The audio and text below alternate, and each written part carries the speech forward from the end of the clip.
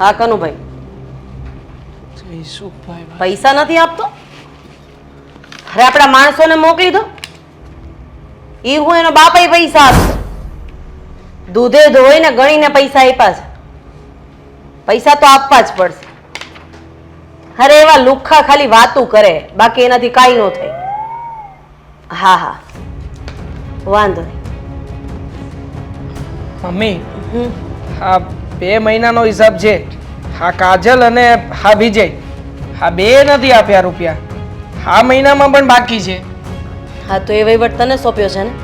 Phone કર. શું કહે છે એ લોકો? ઠીક છે, હું હમણાં મારી રીતે ફોન કરીને વાત કરી લઉં છું. હા ગયા મહિને ધવલ પાસેથી ધમકી આપી હતી, તો એની પાસેથી તો રૂપિયા આવી ગયા છે આ મહિને. નરેશભાઈના? એમના પણ આવી ગયા છે.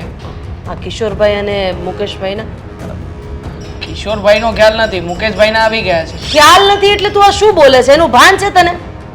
મમ્મી વહીવટ કરી નાખીશ ને, તમે ચિંતા ના કરો. આ તમે મને જે નામ આપ્યા છે એને ચેક કરી લઉં છું, હમણાં જોઈ લઉં છું. સોરી, કિશોરભાઈના પણ આવી ગયા છે. હા વાંધો નથી. હા પેલા એક આદિત્યનું જોઈ લેજે, એના બાકી નથી ને? હા સંજયભાઈ, હા હા વ્યાજ કાપીને જ આપવાના હોય ને. હા બીજા જમા કરાવી દેજો.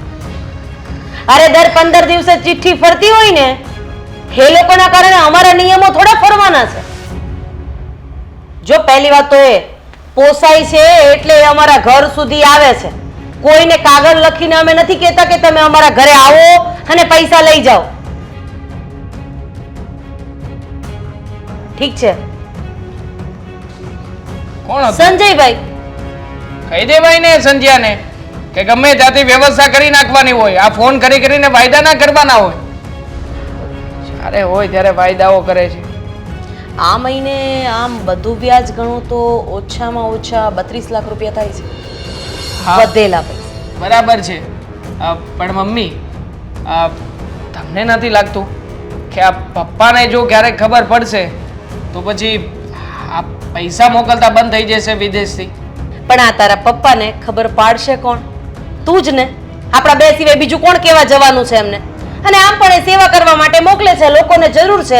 એ એક પ્રકારની સેવા જ થઈ. ભલે ને બદલામાં વ્યાજ આપે, પણ એને આપણે આપીએ તો છીએ પૈસા. હવે બિચારાને સમાજમાં કોઈ આપતું ન હોય ત્યારે આપણી પાસે લેવા આવે છે. અને 5% કઈ વધારે ન કહેવાય, સાવ ઓછા કહેવાય. અત્યારે બીજા તો તું જો 8-8, 10-10, 7-7% લે છે. આપણે એટલા તો નથી લેતા ને. બરાબર છે. આમ પણ આ સેવા કરી કરીને થોડી ઘણી કમાણી કરીએ તો એમાં કઈ ખોટી વાત નથી.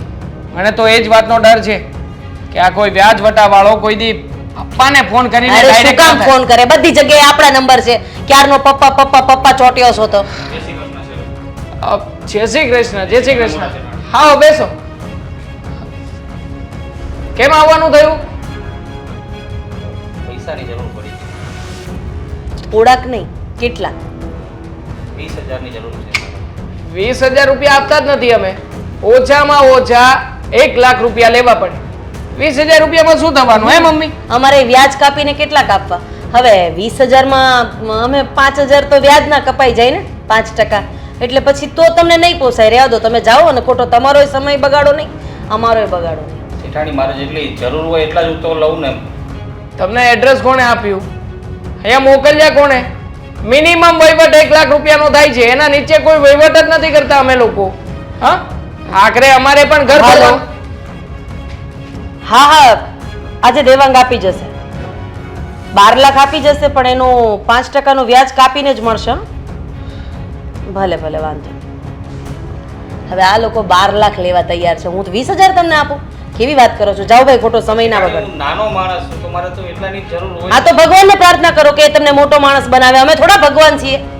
આવા દુખડા જોવા બેસતું ને તો કાલ સવારે અમે તમારી જેમ આમ હાથ જોડતા બેઠા હશું ગમે ત્યાં. મમ્મી આમ પણ કહી રહ્યો છે ને, નાનો માણસ છું. આ પૈસા લઈને જશે પછી શું ગેરંટી કે પાછો આપવા આવશે કે નહીં? જા ભાઈ જા, તારા જેવા માટે રૂપિયા નથી અહીંયા. જા. આવ્યો છે મોટો. આને કોણે એડ્રેસ આપ્યો છે? આ તો સારું, કાલે તો 2,000 રૂપિયા લેવાય આપણા ઘરે લોકો આવશે. વિચાર કર. હા, અને 2,000 રૂપિયા વ્યાજે આપવા પડશે આપણે લોકોને. આપણા તો નબળા દિવસો ચાલુ થયા હોય ને એવું મને દેખાઈ રહ્યું છે. ખરા છે મમ્મી. બધા આ કોણ? મનસુખ માવડિયાનો ફોન. વાત કર. હા ના ના, આવું જ છું હમણાં, આવું છું હો. પૈસા તૈયાર રાખજો. હા, ના ના, સમય ના ચૂકે, સમય ચૂકે એવું નહીં. હા, ઓકે, આવું છું હા. ઠીક છે, તું એ લેતો જા અને ડ્રોવરમાંથી બીજા 12 લાખ લઈને હા ભાઈને આપતો જા. ઠીક છે.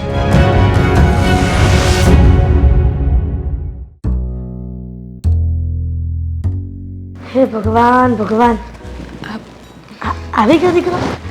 હા, આવી ગઈ. મંદિરે ગઈ હતી. આજે રિઝલ્ટ આવ્યું ને એટલે. રિઝલ્ટ? શેનું? મારું રિઝલ્ટ. પરિણામ ઓલી પરીક્ષા આપી એનું? હા. હા તો દીકરા, ભગવાનને પ્રાર્થના કરી પણ પરિણામ તો કીધું નહીં. તમે બેઠા છો ને? હા, તો કહી દો. બેટી ચૂપ થઈ જાઓ. ના ના, બેઠા રહ્યો. મમ્મી, હા, મારે 93% આવ્યા છે. હું વાત કરે છે? હા. 93%? આ તો બહુ બધી મહેનત કહેવાય તારી. બેટા સારું કહેવાય હો. નકર બધા સ્કૂલે જાય અને હા બીજું કોઈક ભણાવે ને બીજા સર એની પાસે હોતે ને જાય. હા, આ વિધાઉટ ટ્યુશન અને કોઈ પણ એક્સ્ટ્રા ક્લાસીસ વગર 93% આવ્યા છે. મમ્મી, આ તમને ખબર છે? હા, આ મારી સ્કૂલમાં મારો સારો નંબર આવ્યો છે. હું વિચારતી હતી કે હું આગળ પણ ભણું. 12માની એક્ઝામ આપી એમાં 93% એટલે ઘણું કહેવાય. બેટા તારી વાત તો સાચી છે કે તારા 93% આવ્યા અને તું ભણવામાં હોશિયાર છો. આખી સ્કૂલમાં 3જો નંબર લાવો એટલે કાંઈ હેલી વાત નથી, અને એ વખતે આટલા મોટા ધોરણમાં. પણ તું આપણા ઘરની પરિસ્થિતિ તો સમજે છે ને કે આગળ ભણાવવાના રૂપિયા નથી. આટલું 12 સુધી ભણાવીને તોય તો તારા ભાઈ કેટલી મહેનત કરી છે. ખબર છે મમ્મી મને કે આપણી એટલી પરિસ્થિતિ નથી, પણ ખાલી 1 વર્ષ મને આપી દો ને. મમ્મી, હું આગળ જતાં ડૉક્ટર બનવા માંગુ છું. એકવાર ડૉક્ટર બની ગઈ ને પછી આપણી જેટલી પણ પ્રોબ્લેમ છે ને એ બધી સોલ્વ થઈ જશે. ડૉક્ટરનો પગાર પણ સારો એવો હોય છે અને ડૉક્ટરને તો એમ પણ જીવનદાતા કહેવામાં આવે છે ને. મમ્મી, જો આ 1 વર્ષ થોડું સારું ભણી લઉં ને તો પછી સાઈડમાં છે ને હું જોબ પણ કરતી રહીશ. એ જોબ કરીશ એમાંથી જે પણ પૈસા આવે ને એ પૈસા આપણે ઘરે કામ લાગશે. તારી બધી વાત સાચી છે, પણ તને ખબર છે ને આ ઘર બાપ વગરનું છે, અને બાપ વગરનું ઘર એટલે આ ગરીબીથી ઓછું ન કહેવાય. બેટા તારા ભાઈને ખબર કેટલો પગાર છે? એકદમ ઓછો છે. જેટલું કામ કરે એટલા જ રૂપિયા મળે. આ કોઈક વાર બીમાર હોત પડે છે તો મહિને ઓછો પગાર મળે. અને હમણાં ખબર છે ને તને કે હીરામાં કેટલી મંદી હાલે છે? ખબર છે મમ્મી, આપણું આખું ઘર અને મારા ભણવાનો ખર્ચો બધો ભાઈ ઉઠાવતો હતો. પણ મેં તમને કહ્યું ને, તમે ભાઈને વાત કરો ને, થોડા પૂછીતા પાછીતા કરીને વ્યાજે પૈસા લઈને ખાલી 1 વર્ષ મમ્મી મને આપી દો. હું તમને ગેરંટી આપું છું, હું સારું રિઝલ્ટ લાવીશ. અને એવું રિઝલ્ટ આવશે કે આપણી અત્યારે જેટલી સમસ્યા છે, જે પૈસાના માટે એટલું આપણે રડી રહ્યા છીએ ને, એ પ્રોબ્લેમ ક્યારેય નહીં નડે આપણને. તારી બધી વાત સાચી છે દીકરા, પણ તું વ્યાજે પૈસા લાવવાનું વાત કરે છે ને, તો વ્યાજે તો કેટલા રૂપિયા મળે, અને વ્યાજમાં તો પગાર પણ પૂરો થઈ જાય અને મુદ્દલ તો ઊભી ને ઊભી રહી ને. તો એમના કોઈ મિત્ર કોઈ તો હશે ને જે આપણી મદદ કરી શકે. આ જમાનામાં કોઈ મદદ કરે એવો મનુષ્ય ન હોય. સ્વાર્થી દુનિયામાં પોતાના સ્વાર્થ માટે સૌ લોક જીવતા હોય છે. તને શું લાગે છે કે તારો ભાઈ કોઈની પાસે હાથ ફેલાવશે અને આપણને રૂપિયા મળી જશે? કેમ કે સામેવાળાને પણ ખબર હોય છે આપણી પરિસ્થિતિ, કે આપણે કઈ રીતના કઈ પરિસ્થિતિમાં જીવી રહ્યા છીએ. મમ્મી પ્લીઝ, ખાલી એકવાર થોડું એડજસ્ટ કરવાનું છે. પછી તો બધું સારું જ થશે ને. પ્લીઝ માની જાઓ. બેટા હું તો માની જ જાઉં છું, પણ તારી વાત સાંભળીને મને એવું લાગે છે કે મારે અશોકને વાત કરવી પડશે. એવું લાગશે ને તો હું પણ અશોકની સાથે મહેનત કરવા લાગીશ. હું પણ લોકોના ઘરના કામ કરીશ. પણ મારી દીકરીની ઈચ્છા છે ભણવાની, તો ભણાવીને રહીશ. તો ચિંતા કરમાં, અમે પૈસાનું વ્યવસ્થા કરી લેવું.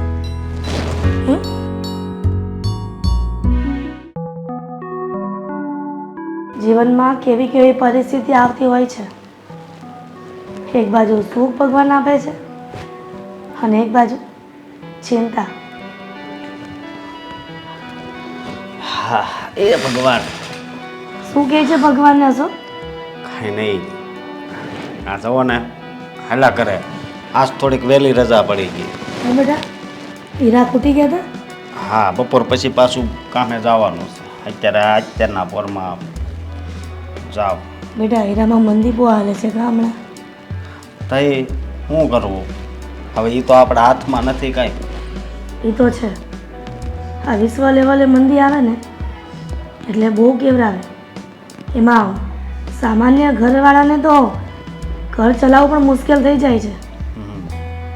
પણ આ બધી વાત છોડ ને, હું શું કહું છું, હા, તે આવીને પૂછ્યું નહીં કે તારી બેનને રિઝલ્ટ આવી ગયું, એટલે કે પરિણામ આવી ગયું 12માનું? આવી ગયો? હા. તો આમ પાસ તો થઈ ગઈ ને? ના ના, ના પાસ થઈ ગઈ. હા, પાસ થઈ ગઈ. તો પાસ જ થઈ હોય ને. હા. તારી બેન પહેલેથી ભણવામાં હોશિયાર છે. અને કેટલા ટકા આવ્યા ખબર છે? 93% આવ્યા. આખી સ્કૂલમાં 3જો નંબર આવ્યો એનો. ઓહ, આ તો બહુ ખુશીની વાત કહેવાય. હા, અને તને ખબર છે, આ તારી બેન ભણવામાં પહેલેથી હોશિયાર છે. અને ક્યાંય બીજા ક્લાસીસમાં એને જ મોકલતા એને. અને આ ભગવાન કહે છે ને, કોઈનો ન હોય ને પણ ગરીબોનો તો હોય જ. હાચી. એટલે આ ભગવાનની ગિફ્ટ સમજો તો ગિફ્ટ, આ ભગવાનની ભેટ સમજો તો ભેટ, અને આશીર્વાદ સમજો ને તો આશીર્વાદ. પણ બેટા, હું કાંઈ થયું છે? હા, તારી બેન કહેતી હતી કે એને સારા ટકા આવ્યા છે અને ભણવામાં હોશિયાર છે, તો એને આગળ ભણવું છે, ડૉક્ટરનું ભણવું છે. પણ તને ખબર છે આપણી પરિસ્થિતિ કેવી છે? હા, બહાર પણ માંડ ભણાવી શક્યા છીએ, તો પછી ડૉક્ટરનું ભણવામાં તો બહુ બધા રૂપિયા જોઈએ ને. રૂપિયા તો ઘણાય જોઈ, પણ કાંઈ નહીં, એને ભણવું છે ને, હું એને ભણાવી. બેટા, હા, હીરામાં તો તેજી મંદી હાયલા કરે, તો એટલા પગારમાં તો એની ફી ન થઈ રહી ને. બેટા, મારા મગજમાં એક વાત આવી છે. હા, કઈ વાત? એ જ વાત કે મારો ઓલો સોનાનો દોરો છે ને, આ કબાટમાં પડ્યો પડ્યો હળી જાય. એ કઈ ડબલ થોડો થવાનો છે. એક કામ કરો, એ વેચી આવું અને હા, તારી બેનની ફીનું થઈ જશે. બસ મમ્મી, હવે એક શબ્દ પણ આગળ નહીં બોલતા. અરે, એ દોરો તો મારા પપ્પાની આખરી નિશાની છે અને તમે એને વેચવાની વાત કરો છો. તેમાં હું થઈ ગયું?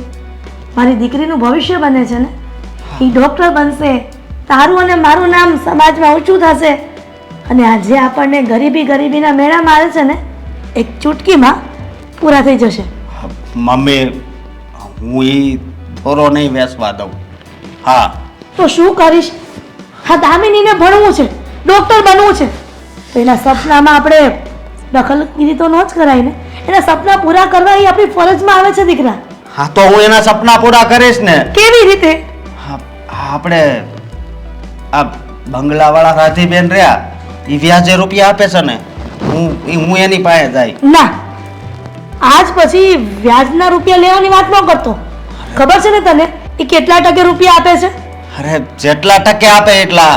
હું અત્યારે તો ભલે મંદી હાલતી હોય, પણ તેજી આવે ને એટલે ઓવર ટાઈમ ભરીને એના બધા રૂપિયા હું એને પાછા આપી દઈ. બસ. અશોક, આ વાત કરવી સહેલી છે દીકરા, પણ વ્યાજના રૂપિયા લો ને તો વ્યાજને તો ઘોડાઈ ન આમે. આપણે તો શું છીએ?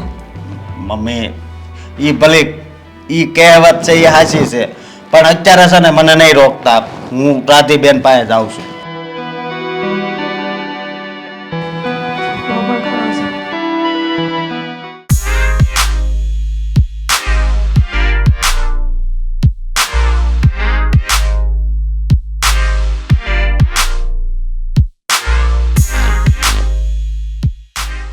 શ્રી કૃષ્ણ. જય શ્રી કૃષ્ણ. માસી એક કપ ચા બનાવજો મારા માટે. બોલો કેમ પધરામણી કરી? અહીંયા તો માણા શું કામ આવે છે? હા અહીંયા બહાર ખાવાય આવે એસીની. મારે ઓલા પૈસાની જરૂર છે. કેટલા? 50,000. હું કામ ધંધો કરો છો? હું હીરા ગાઉં છું. મહિને કેટલી આવક છે? 15-20,000. તો 50,000 ક્યારે ચૂકવાય તું? તો હું ચૂકવી દઈ. તે પણ આ તારો વેહ જોઈને 50,000 તાર કરવા શું? મારી બેન છે ને એની હાટું જોઈએ. કેમ તાર બેન હાટું જોઈ છે? એને ભણાવવાની છે એટલે. તું હીરા કહીશ તો હા. તારી બેનને ભણાવવાની છે. 50,000 રૂપિયા તું મારી પાસેથી લઈ જવા આવ્યો છો. તાર બેનનો ફોટો બતાવી દે. એના ત્રીજો નંબર આવ્યો. ફોટો બતાવી ને. હા.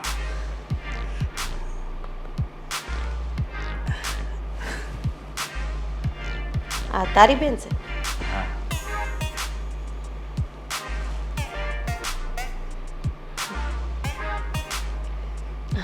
લગ્ન થઈ ગયા કે બાકી છે તારી બેનના? અરે હજી ભણ્યા છે, લગ્ન થોડા થયા હોય. તમે કેમ એવું બોલો છો? લે લગ્ન જેવડી તો થઈ ગઈ છે, હવે કઈ નાની થોડી કહેવાય. અને આમાંય જવાન દીકરીને ઘરે ન રાખવાની હોય. આવી ઉંમર થઈ જાય પછી ઘરે રખાય? આ અત્યારે કેવું કેવું બને છે બાપા સમાજમાં. જવાન દીકરીઓને લઈને તો મારો તો બહુ જીવ બળે છે.